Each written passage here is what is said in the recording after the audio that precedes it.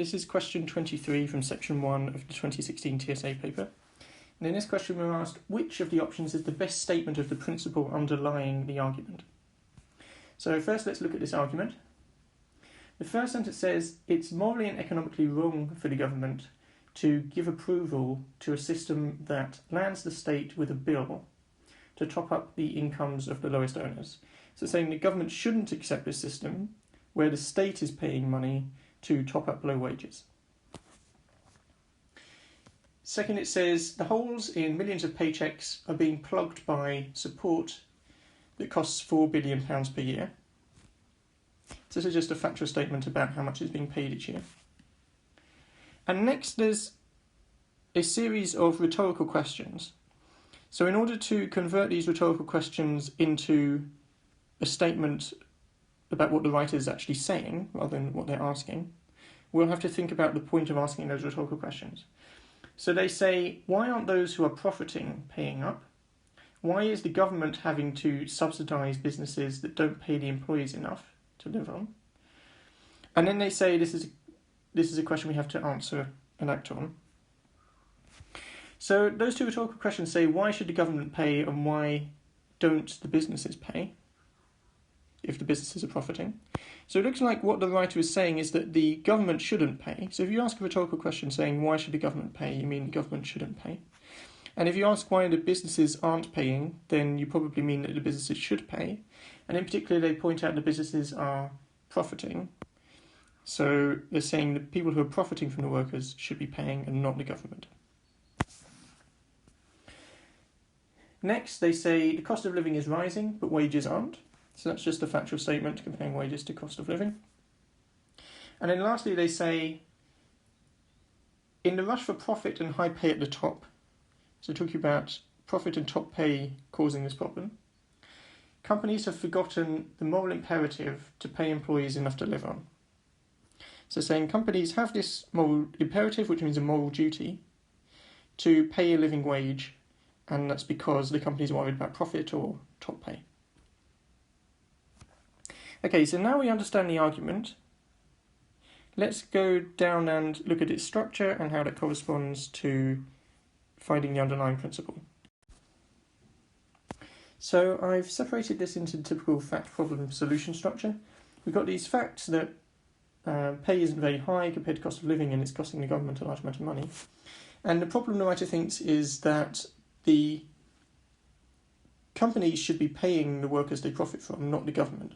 So they say that in these two places, basically. And their solution is what they say at the start, that the government shouldn't accept this system.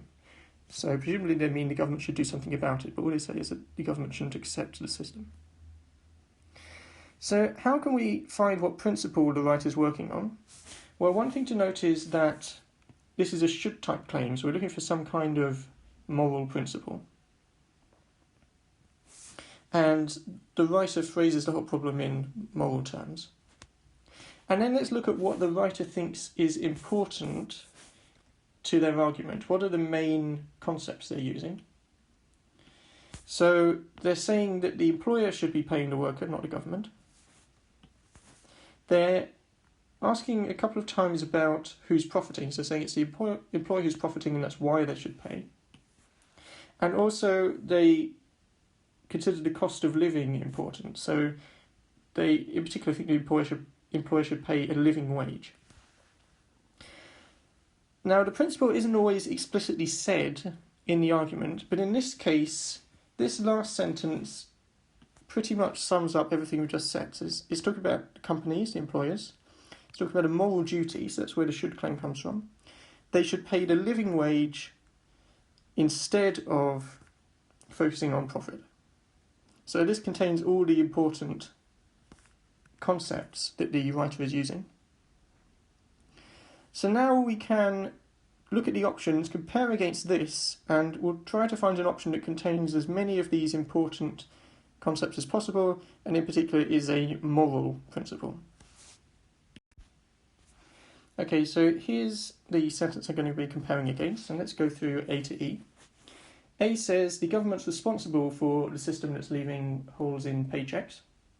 So firstly, this doesn't mention what anyone should do. It doesn't mention the importance of the living wage or who profits. So it looks like this isn't going to be the answer. Secondly, B says the government should not help people on low incomes. So firstly, let's be careful about the difference between this and what the writer's concluding. They say the government shouldn't accept the system that means the government pays instead of employers. But there are ways of helping people on low incomes that don't mean just topping up paychecks.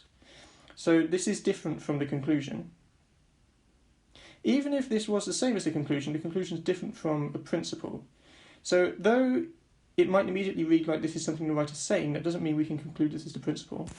And if we check, it is a should statement, but it doesn't talk about what employers should do or companies should do. It's not talking about the living wage or about profit.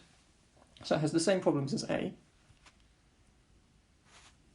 C, well, that isn't a should statement, it's a statement about causation, so it's definitely not the principle the writer's using.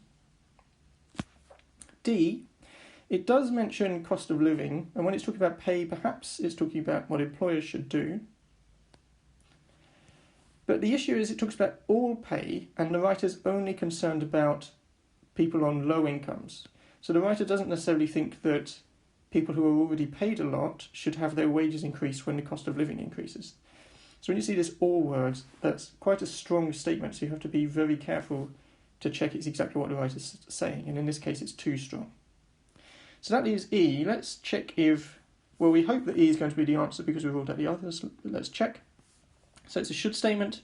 It says they should be paid the living wage by the people who profit from it. So it's talking about the employers because they profit. So this statement is very similar to this one. So it looks like this is the answer. So our answer here is E.